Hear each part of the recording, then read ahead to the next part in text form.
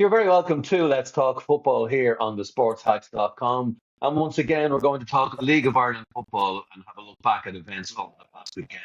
Delighted to say we're joined, as always, by Daryl Geraghty. Daryl's a freelance football writer, works with the 42, with the Irish Examiner, and with RTE, amongst others.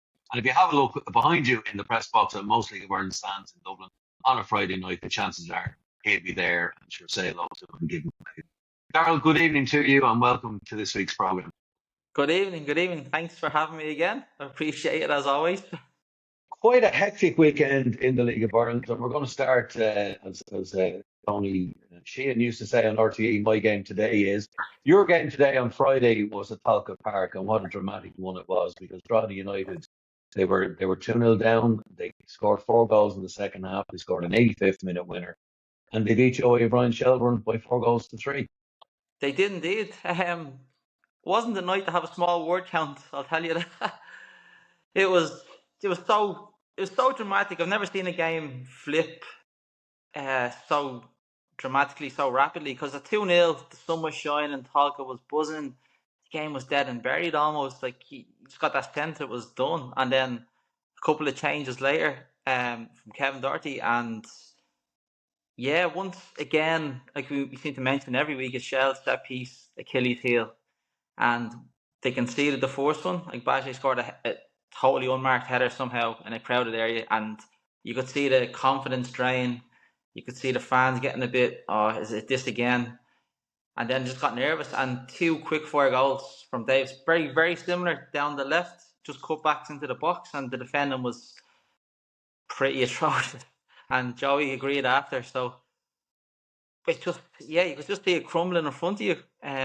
They got the penalty back, which was a penalty and deserved so. But just to mention, after they conceded to go 3-2, there was a one fan in particular who raced down to behind the Joey's technical area and was properly aggressive and had to be held back from the stewards and the usual effing and blinding. He said, I pay my money to come here, so I'm allowed to say what I want, that kind of vibe. So It's not. it It's was not. pretty nasty. Yeah, it's not good. That isn't. I mean, No, no, no, it's and nasty.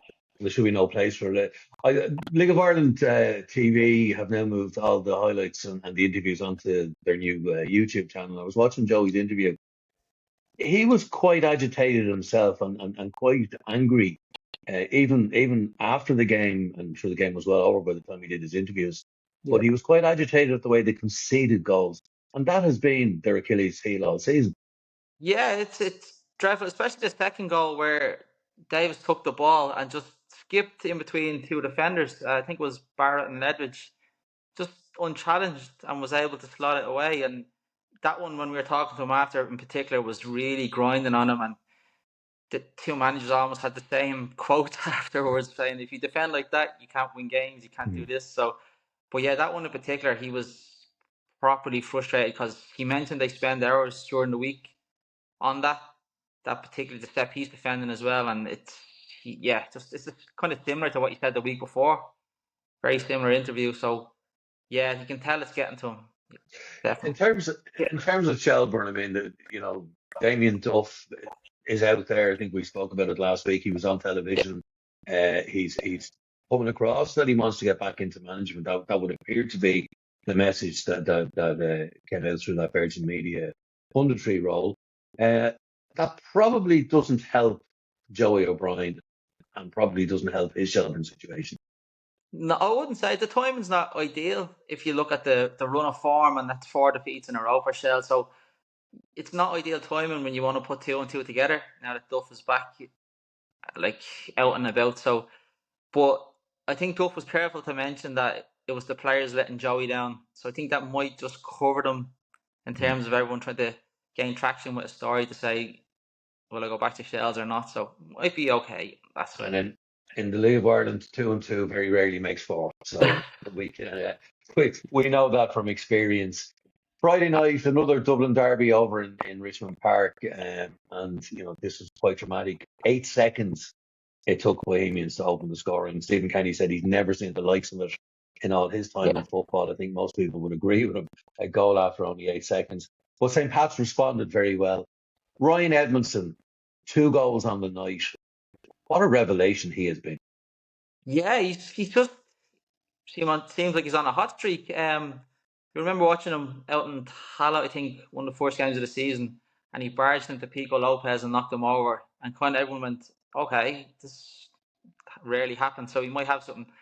And then I think finished the halfway missing a sitter base game. You kind of thought, all right, that's why he's kind of streaky and hasn't had many goals in his career. But since then, he just seems to be going from strength to strength. In that position as well, up front, a new team, you really have to. It takes time to click with your supporting cast, the midfield and the wingers. So you could see it's taking time and settling, and kind of remind me a bit of I don't know, Georgie Kelly started the season with Mm. Bows in 21, I want to say, when he couldn't score for the first few games, and everyone was like, "Oh, what are we doing?"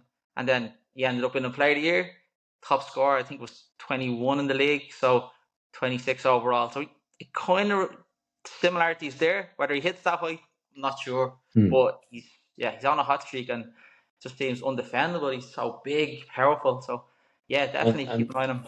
he had a very good pedigree as a young player. We know that. I mean, Yeah, Leeds United, etc. And this is his opportunity to show the world what he can do once again, and yeah. get that confidence. And confidence is a huge thing for a striker. But it's also been good for him to get into a Pats team that has surpassed, I think, everybody's expectations, far probably their own. Yeah, definitely. Especially at this stage of the season, that we kind of maybe lazily thought that Pat or Rovers would just kind of keep stretching their lead almost, but they've done well to stick in there, and that was a massive result to put them back top of the table. And like you said, the confidence and goal scoring with the strikers they have is massive. It's keeping them on that hot streak. I know they lost Aidan Keena early, 20 minutes or so, and you thought, oh, here we go, it's another blow for Pats. Is it going to be another near miss tonight? But Mm. no, they just kept going, and like you said, just blitz, blitz balls and had no answer. Absolutely. I Yeah, again, I enjoyed the comment from Stephen afterwards. He was asked about the atmosphere, which a full Richmond Park, particularly for a derby, and particularly against Bows, tends to be very special anyway. But he said it's so good, and with the summer coming in and the nights are now stretching, floodlight football. I personally love floodlight football. I think it's the only way to yeah. play football in a league environment, in the league environment. But we know that's not always going to be the case now with summer football. But he was saying, he might push the games back to 9:30 or 10 o'clock just to get that atmosphere and to keep that buzz about the place. Unlikely to happen, but a decent idea. But yeah, it makes sense unless the players get to that stage of a game on a Friday where it's like we have nothing to lose here, so we'll just go all out. They're probably judging their performances or matching their performances to the sun going down. I don't know. Maybe they're vampires. Your guess is good as mine. But they once they hit form, they're really hard to stop, and you can see by their league position that it's and going if to take some and stopping. And if Yeah, Pats keep winning matches, the Super Saints crowd will keep the atmosphere going. Doesn't matter. They could kick off at 3 o'clock on a Saturday, they'd still keep it going if they're winning the games, as absolutely. we well know. Celtic Park in Derry, first time in 80 years. There was a match there, first time ever for a League of Ireland match. No James McLean, which I'm going to come back to in a second. We now know why there was no James McLean. But the Yeah. pitch, Daryl, We It's not good enough. you did predict it last week, to be fair. We did mention there could be a leveler, and it seemed to prove that way early on. While Shamrock Rovers were trying to find their feet, maybe took them the guts of an hour to find their feet. But yeah, like fair play to Derry, they handled the maybe having to practice there beforehand or the GAA training they were doing got them used to the ground.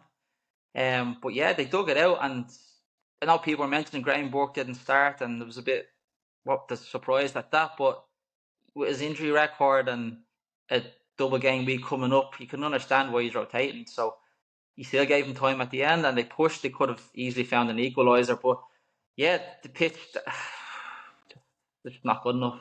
We mention It's facilities every week, so Yeah, it's the League of Ireland have announced again this week that they're going to be playing there right up until the middle of June. I think there's another four home yeah. matches going to be played at Celtic Park. So other teams are going to get caught as well, aren't they, by this? And certainly it had an effect on Rovers. I don't care what anybody says, it had an effect. Oh, 100% it did. We all know Rover's style of football now, so to transition that over to a JA pitch essentially just it wasn't going to work. Even if they had a week's training on it, Rovers, I still don't think they would have been able to click into gear and edge past Derry City. But they the same pitch for both teams, as they say, and they actually got over the line, which I was surprised. I couldn't see them winning. I could only see a draw, but It's that's football. one of the WhatsApp groups I'm in had a bit of banter about the various lines on the pitch because the GA lines, etc., etc. But that's, as I said, we're going to all have to get used to it for the next 4 to 6 weeks anyway, by the sounds of it. But in terms of James McClean, we've speculated it hasn't been the best of starts to the League of Ireland career for him. But now we know why. I mean, he came out on Thursday with this revelation that, there was one surgeon told him he's no business being on a football pitch, such as the nature of his hip injury now. I know a few people have told James he's had no business being on a football pitch due to other matters, but fair play Uh, to the surgeon if yeah, he's a brave man. But then the revelation since then that the surgeon, which James thought initially it may be career ending, it's not. They've given him an injection. There's photographs today of him back talking to the very senior players up on his yeah. Instagram this evening.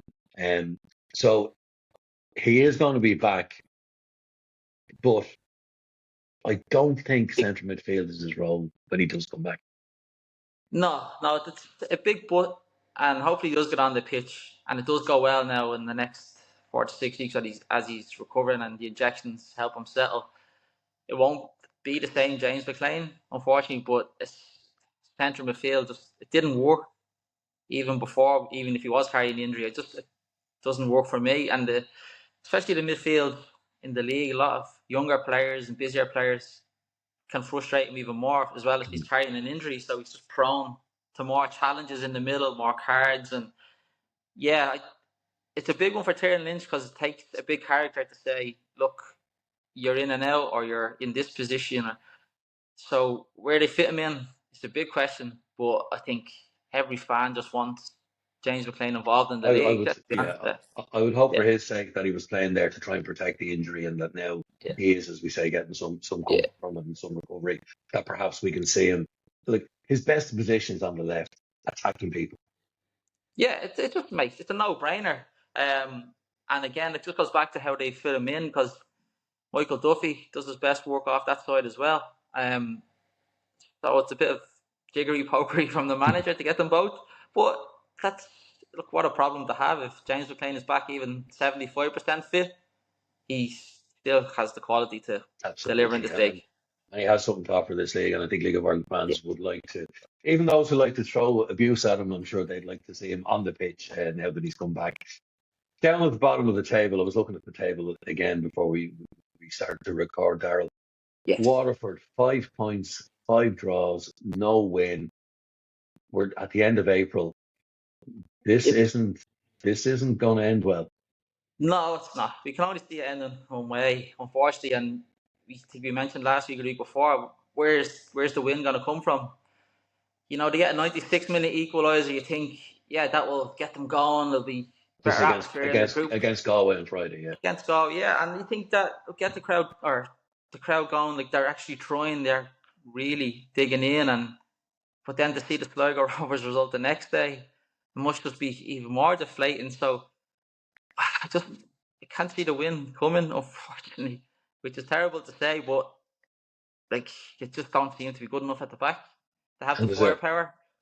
But and there's an 8 point difference already between them and ninth place Strada United on 13 points. So it doesn't look good, and John Daly is as honest as the day is long, and he did very well at Pats, and would probably feel that he was badly treated by Pats at the end, but then that wouldn't be the first manager to feel that in the League of Ireland in recent years. But something has to change here, doesn't it, very quickly? it does, and I think maybe the upcoming window might help them with the links to Fleetwood and that. Mm. So you're kind of thinking, is there a bit of wheel and deal that could be done? Even if they get second from bottom and they strengthen, you'd still fancy them over any first division side, to be Yeah, honest. in a Because playoff, yeah. yeah, because Cork would have it won by as well. So no fear on that. So there is once they're within touching distance, the second from bottom, that will be the big hope.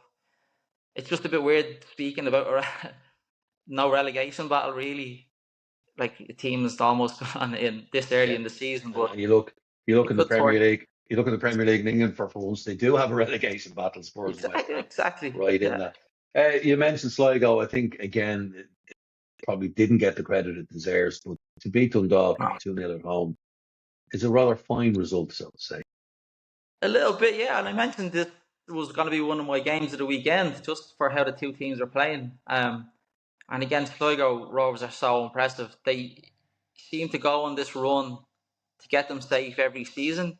The run seems to be coming a bit earlier this season, Mm.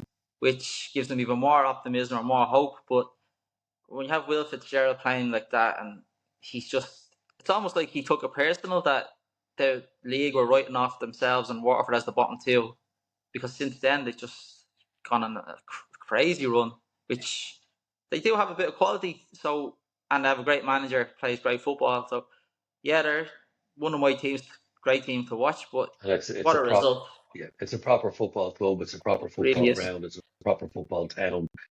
So Yeah. I think definitely the result, as I said, it probably went under the radar a little bit, but you said it was one of the games of the weekend and one of the results of the weekend.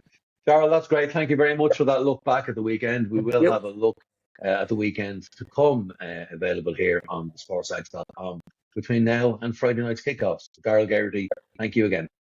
Thanks very much. Appreciate it.